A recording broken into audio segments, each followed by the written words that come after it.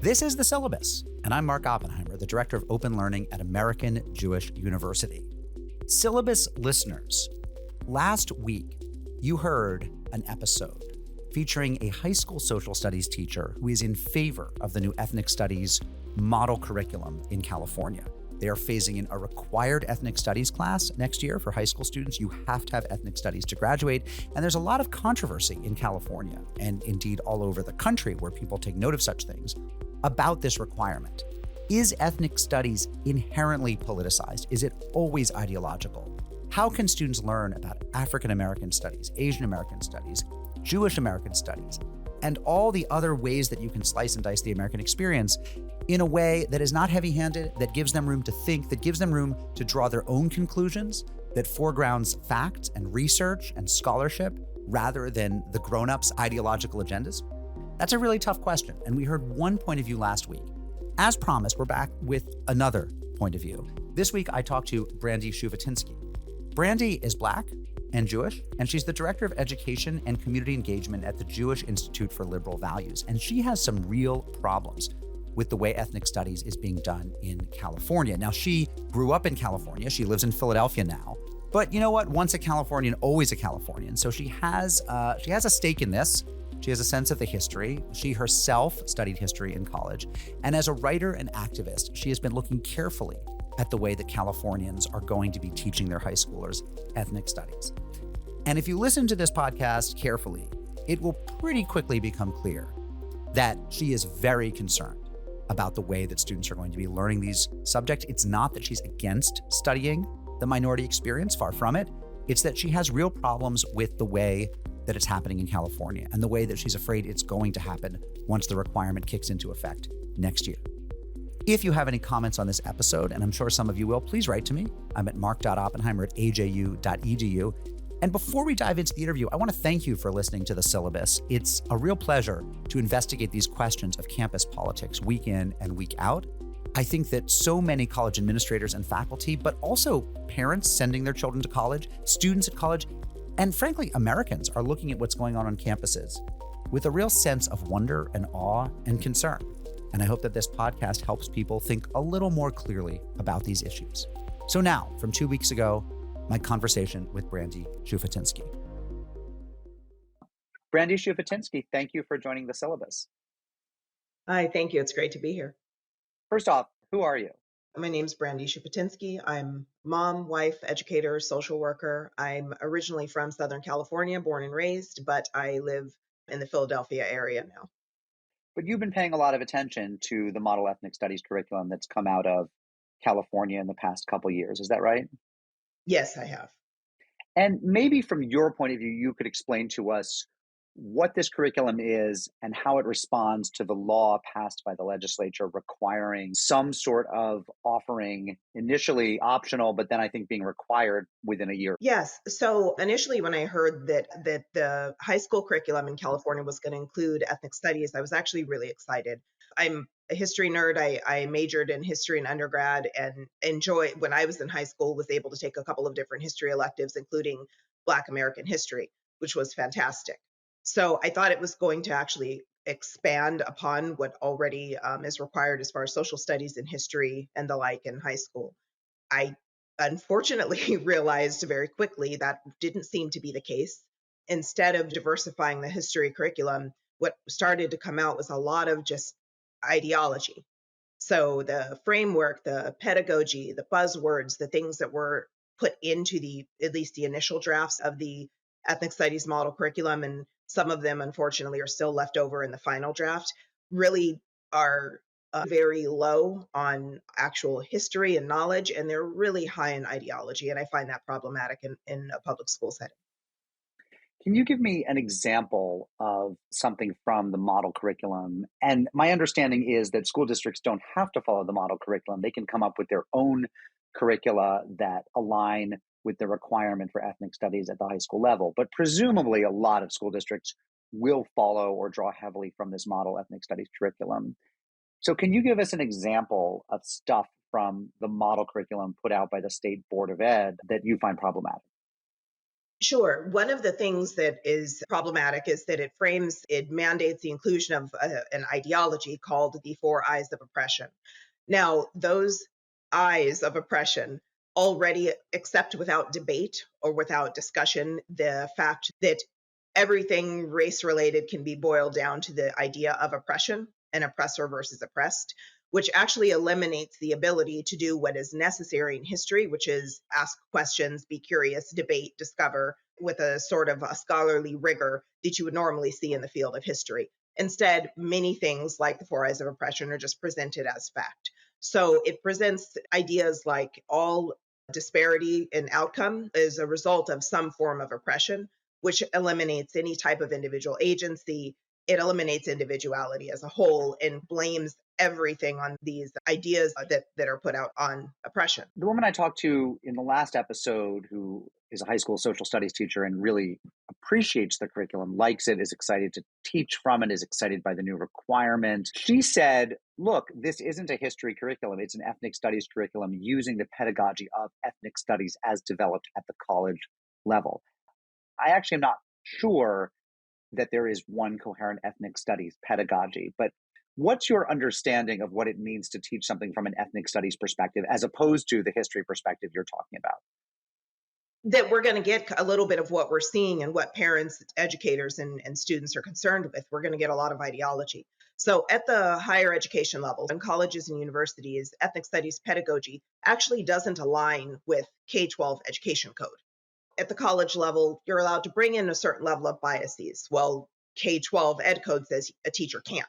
You're supposed to actually present a more well rounded, open material, open curriculum, which does not align with ethnic studies pedagogy. And what you just said is also key. There isn't necessarily one ethnic studies pedagogy, there are no standards for this class. So, how it's taught in many colleges and universities, not everyone, but many, it's taught through a very radical framework using a radical pedagogy, which does put out things as fact that are really just opinion or ideology, like oppressor versus oppressed, like systemic oppression and racism. The idea is that they have to critique capitalism, and capitalism is the same thing as another form of white supremacy. Those ideas are not aligned with K 12 ed code in California. And if that's the pedagogy and the framework that's going to be used in high school curriculum, I'm sure a lot more parents would be concerned about it. And the other part of it is that while ethnic studies activists say that it's not a history class, it's its own separate thing, I highly doubt that's what was sold to the California voter. So when you ask most people what they think ethnic studies is, they think that their kids are going to be learning more about the experiences, obstacles, trials, tribulations, and contributions of the multiple different types of people and communities that make up the United States. That's not necessarily what the activists are putting into the classroom. Does the curriculum actually say that capitalism is another form of oppression? Is that in there? That's part of the four eyes of oppression, to critique capitalism, cis heteropatriarchy, the nuclear family, religion, belief in God.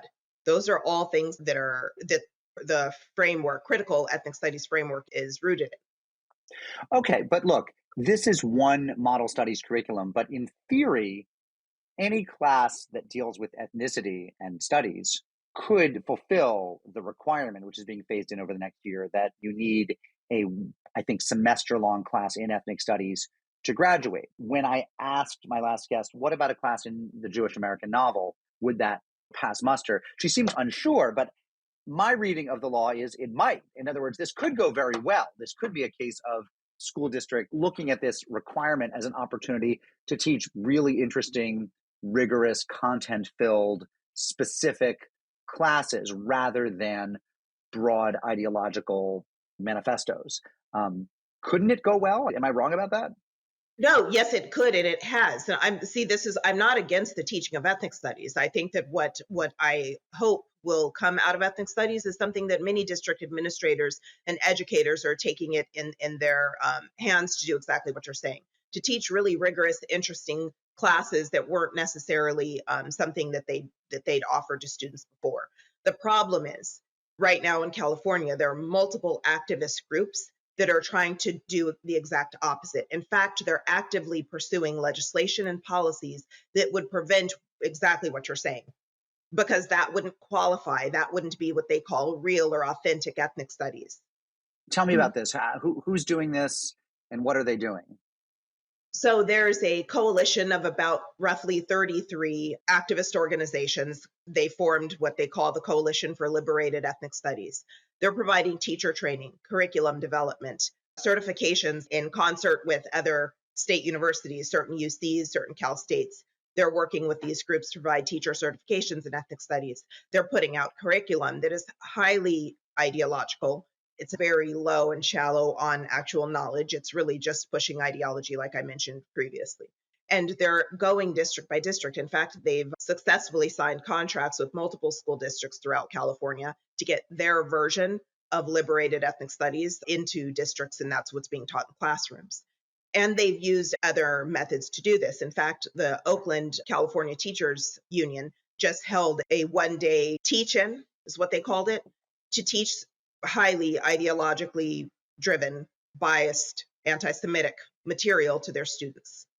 The Syllabus is a production of American Jewish University with InsideHigherEd.com. If you like this episode, forward it to one person who you think would also enjoy it. Help us get the word out. And if you have ideas for guests or thoughts or comments, write to me at mark.oppenheimer@aju.edu. Who is funding the coalition that is trying to certify teachers for ethnic studies and get contracts to use their curricula with school districts? That's the million-dollar question. And I hope that if somebody finds out that they make it publicly known. I suspect, because many of these activists are associated and affiliated with universities, that they're using their positions of power and privilege in those academic institutions to actually do a lot of this work. And we see it with the certain departments in certain universities. For example, the University of California, Santa Cruz has a critical race and ethnic studies department that is advertised and held the liberated ethnic studies model curriculum. They've held trainings, they offer certificates for ethnic studies, and it's all rooted again in this highly ideological, biased, anti-Semitic rhetoric. One of the things I talked about last time was the question of what the point of these classes is. And one of the perspectives that was being offered by my guest was the point is to show kids that they belong in history. People who feel they've been left out of history now see their own representation. That gives them a sense of agency, and that can be very empowering and liberating and make them more engaged with their education. I will confess that as a college teacher myself, I never saw uplift as part of my job. I figured that giving students knowledge and skills was the uplift in itself, right? And that the subject matter didn't have to carry a sense of racial or ethnic uplift. But I was also interested to hear her say that it could work very powerfully that way in the classroom. What do you think of the idea that choosing content with a goal toward uplift can be very effective? I think that's the point of electives. I think that the point of electives is to give students the opportunity to gravitate towards things that they're more interested in doing. And if that were the case, when ethnic studies was offered as an elective, as it was in many schools, and it has been for years, the classes would have been full with waiting lists. They weren't. Instead of realizing that students weren't electing to take these courses, activists lobbied to make it a requirement, so students had to take it. And the other part is that one piece of history and literature is to be able to see yourself in someone else who doesn't look like you, to realize that even with differences, which we have them and we should celebrate them, but even with differences, we also have commonality. So the idea that the only stories I could relate to have to come from people who look exactly like me, speak exactly like me, and come from my exact circumstance is ludicrous. That's not the point of education. And what about the Jewish question? You do a lot of work in the Jewish community. And initially, I know there was concern that the Jewish perspective was twisted in an ideological way. Was that your conclusion as well? It's not that it was twisted, it's that it gets erased. I'm a Black woman, I'm a Jewish woman. The stories and the history and narrative of the Jewish people just gets either ethno-convenienced or completely erased and left out. And that's what was happening. So there was this argument over which communities to include. Now, originally, ethnic studies coming out of the 60s what included Black, Latino, Asian, and Native Americans. The demographics have changed since the 60s in California, especially. So you had a lot of other groups of people, ethnic groups of people that felt like they should be included because they make up a significant amount of the student demographic, from Armenians to Jews to Arabs to South Koreans. Like, you had a ton of people that were like, wait, why aren't we included? To Hindus. So they petitioned, argued their point to be also included in some of these lessons. I think what happens with Jewish Americans is the idea of Jews as a people gets erased and ignored from people who want to pretend that Jews are just a religious group. And there was also, in my reading of it, an attempt to impose racial categories that might work in other contexts on Jews, as if Jews were as divided by race and in the same ways as other communities, which is not, I think, the most sophisticated way to look at the Jewish community. I agree. Yeah. So where do things stand now with both the model studies curriculum and with the requirement for ethnic studies that's going to be phased in? The requirement as of now still stands. I'm not quite sure how it's funded. I think where it stands is people are seeing a whole lot of reasons to maybe take a second look at this requirement as a whole, because it was sort of rushed through as a way to respond to ideas about systemic racism instead of considering unintended consequences and maybe some intentional consequences of what was coming out of Sacramento. So how it stands now is there are, again, activist groups that are really pushing hard to get their activism into schools, to pretend that their version of ethnic studies is what's going to lead to improved student learning. And there are those of us who want to actually have an ethnic studies class or requirement that makes sense for students, that isn't biased, that isn't anti-Semitic, and that actually centers the reality on the ground versus trying to relive revolutionary period of the 1960s. And for people who want to learn more about this, are there good resources for them to go read? There are a bunch of them, and there are a bunch of different groups that are actually working on trying to get something that's real and that's good for students and will have positive outcomes. One is the Alliance for Constructive Ethnic Studies. Another one is the organization I work for, the Jewish Institute for Liberal Values. And we're all part of a new coalition, the Coalition for Empowered Education, which is really looking at putting students first above ideology and activism. Brandy Shufutinsky, thank you so much for joining me. The Syllabus is a production of InsideHigherEd.com and American Jewish University. Please subscribe to the podcast and rate us and share the work. We welcome email. We welcome voicemail. We welcome replies of all kinds. Please write to me at mark.oppenheimer@aju.edu. Our team includes editor Jacob Kaufman and producer Alyssa Silva, also Sherry Hirely, Tessa Grasso, and Amelia Hamill. At Inside Higher Ed, our thanks to Doug Letterman. A happy holidays, whatever holidays you celebrate, and join us next time in 2024 on The Syllabus.